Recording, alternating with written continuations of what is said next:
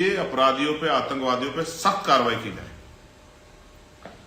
लेकिन ये भी समझ नहीं आता, जहां जम्मू एंड कश्मीर में चप्पे चप्पे पे सेना का जवान, सीआरपीएफ का जवान, कश्मीर पुलिस का जवान, राष्ट्रीय राइफल्स का जवान दिखाई देता है, तो इतने बड़े स्थान पर कोई भी एक सुरक्षाकर्मी ना होना और आतंकवादियों का चुप आसानी से आना, 40 मिनट तांडव करना और फिर बिना मुठभेड़ के चला जाना, ये भी मेरे मन में बड़ी चिंता पैदा करता है कि ऐसी इतनी घोर लापरवाही क्यों हुई।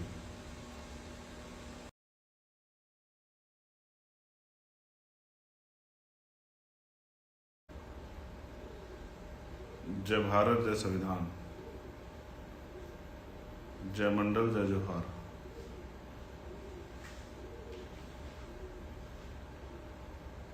आज का ये महत्वपूर्ण लाइव,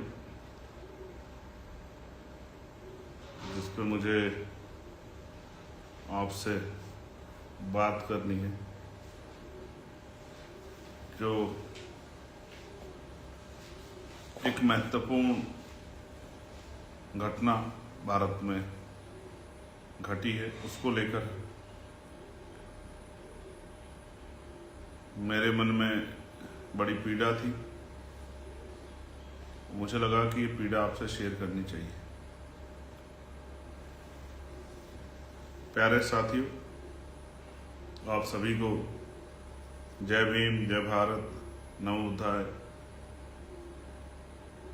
जय गुरुदेव, धन गुरुदेव, जय मंडल, जय जोहार।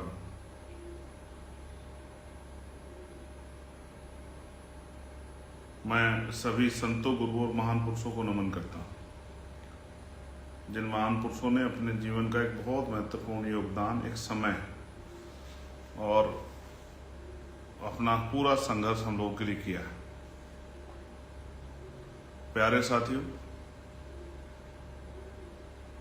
देश पे एक विपदा की घड़ी आई और इस विपदा की घड़ी में हम सब लोगों को एकजुट होकर देश के साथ खड़ा होना चाहिए, क्योंकि बाबा साहब अम्बेडकर ने भी कहा था कि हम प्रथम और अंत्य भारतीय हैं। प्यारे साथियों, जो आज पीड़ा हमारे देश में हुई है, जिसमें हमारे देश के 26 निर्दोष भारतीयों का खून बहा है, जब मैंने सुना तो मुझे बड़ी चिंता हुई और मैं सो नहीं पाया। मैंने लगातार कोशिश की कि घटना पे मेरी निगाह बनी रहे, और क्योंकि तत्कालिक रिएक्शन जो है बिना जानकारी के वो बड़े कठिन होते हैं, इसलिए तत्कालिक रिएक्शन ना देकर मैं इंतजार करता रहा कि सरकार क्या क्या कर रही है। प्यारे साथियों, एक बात मैं स्पष्ट कर देना चाहता हूं कि हमारे 26 निर्दोष नागरिकों पर जो हमला हुआ है, उनकी जो शहादत हुई, इस विषय को किसी भी तरह स्वीकार नहीं किया जा सकता है।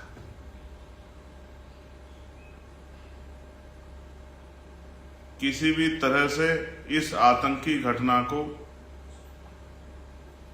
जिसमें सफाई नहीं दी जा सकती है, इसमें किसी के आरोप प्रत्यारोप को कम नहीं किया जा सकता है।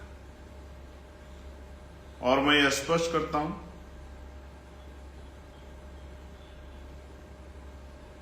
ये हमला हमारे देश पे हमला है, हम सब पे हमला है। इसलिए पार्टी की गाइडलाइन से ऊपर उठ के मैं उन देश विरोधी ताकतों को ये कहना चाहता हूं कि भले ही हम देश स्तर पर, पार्लियामेंट में या सड़कों पर सरकार के खिलाफ अपने हक अधिकारों के लिए रोज लड़ते हों, लेकिन आतंकवाद के खिलाफ हम सब लोग देश के साथ खड़े हैं। इस बात का भ्रम किसी को, देश विरोधी को नहीं होना चाहिए।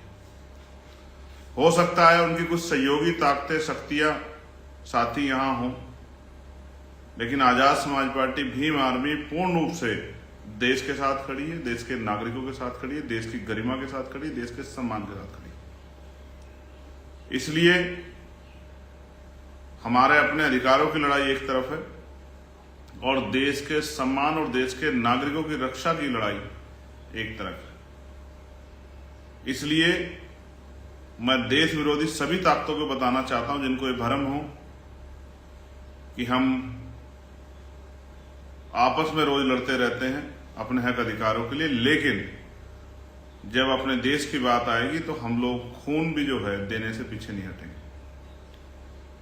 इसलिए मैं इंतजार कर रहा हूं कि सरकार किस तरह के और सख्त कदम उठा के आतंकवाद पर कड़ा रुख अपनाते हुए इस पर रोक लगाने का काम करेगी।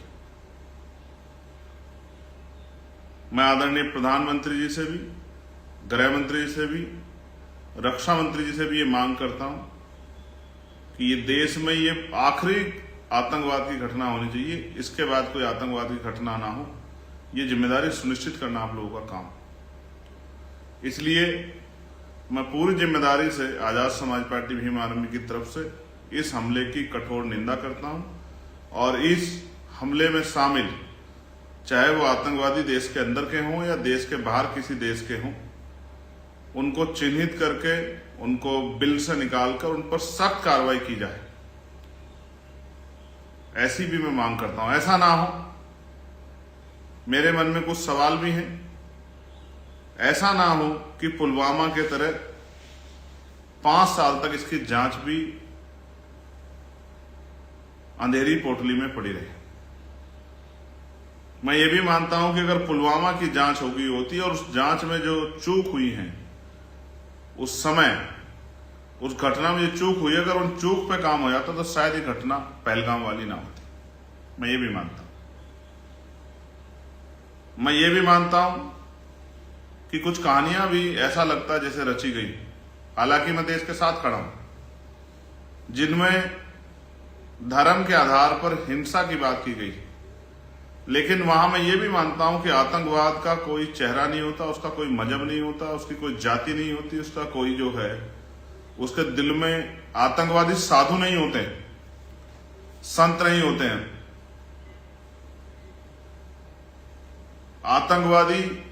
आतंकवादी होते हैं तो महिला और बच्चों को हमला ना करके जिस तरह की बात बताई गई, सिर्फ पुरुषों पे हमला किया गया, ये भी कई सवाल खड़े करता है। हालांकि मैं स्पष्ट कर दूं कि चाहे एक व्यक्ति के साथ भी अपराध होता तो भी हम इतने सख्त होते। साथियों, गंभीरता से हमें इस बात पे नजर रखना है कि सिर्फ इस वजह से कि सरकार कार्रवाई कर रही है, इससे सरकार का अपराध भी कम नहीं हो जाता। वहां की पूरी सुरक्षा की जिम्मेदारी केंद्र सरकार पे है। केंद्र सरकार ने लापरवाही क्यों बरती? मुझे जानकारी मिली है कि इंटेलिजेंस रिपोर्ट थी, इंफॉर्मेशन थी कि इस तरह से टेररिस्ट होटल में रुक रहे हैं, फिर जहां इतने टूरिस्ट पहुंचे हुए थे वहां पर सुरक्षा व्यवस्था क्यों मजबूत नहीं थी? सीआरपीएफ, सेना, जम्मू कश्मीर पुलिस, राष्ट्रीय राइफल्स, 4 सुरक्षा भेदी जो चक्र है, उसमें कश्मीर है, हमारा बॉर्डर है।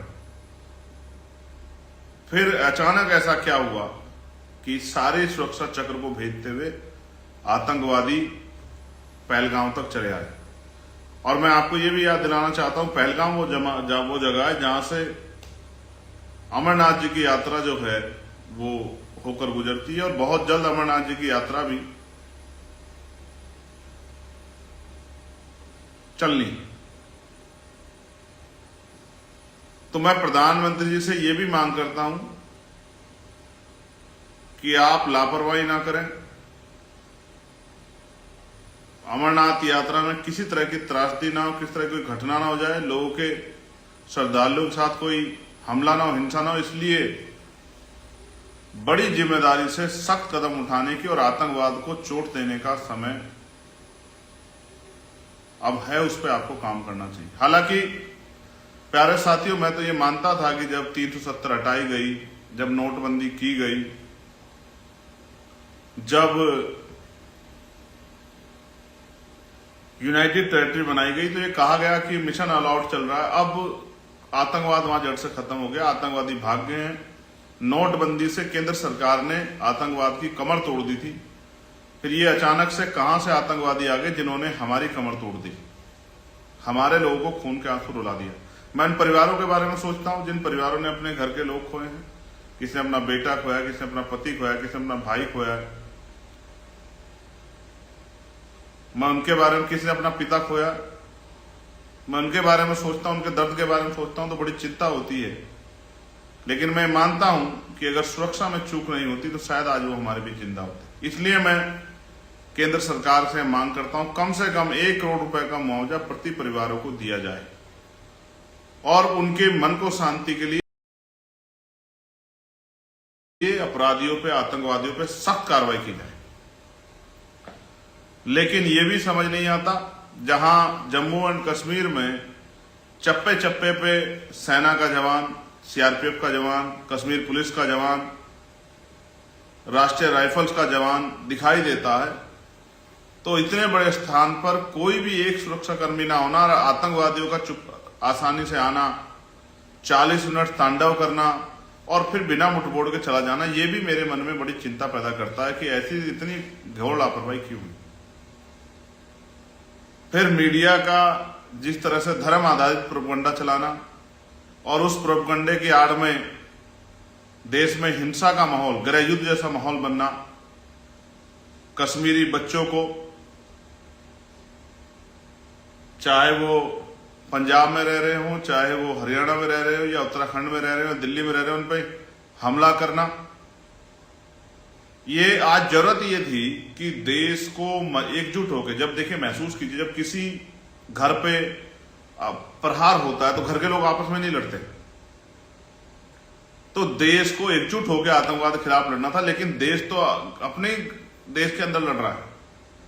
कहीं मुसलमान को जो है फेरी वाले मुसलमानों को पीट दिया, आगरा में गोली चला दी, 26 का बदला 26 सोच रहे। अपने देश के लोगों से क्यों लेना चाहते हो? आतंकवादियों से जाकर लोहा लो जिसको लेना है, सेना में भर्ती हो जाओ, सेना में भर्ती होकर लोहा लो।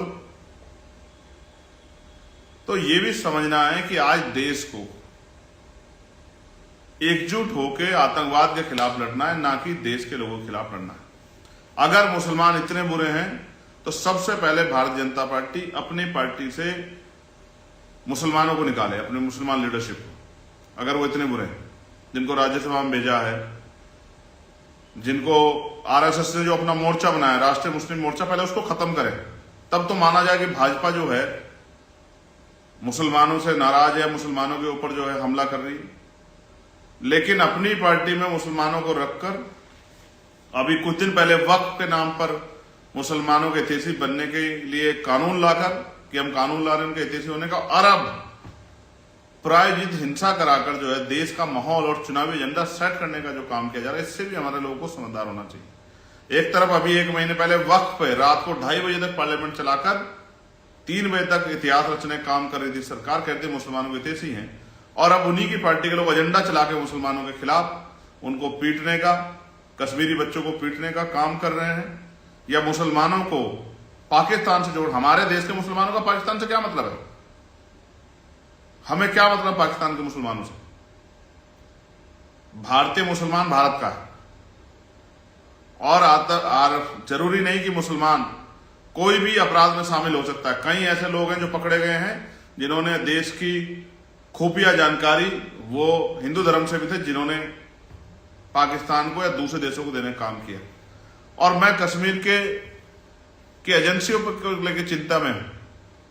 वहां इंटेलिजेंस का कितना बड़ा फेलियर है, लोकल इंटेलिजेंस का कितना बड़ा फेलियर है, पुलिस का, सीआरपीएफ का कितना बड़ा फेलियर है। हालांकि मुझे अपने देश की फोर्स पे गर्व है, कितना बड़ा फेलियर है। कोई वीआईपी के नाम पे चला जाता है, कोई फर्जी आदमी, और केंद्र की सुरक्षा लेके घूम लेता है वहां, बाद में पता लगता है फर्जी था।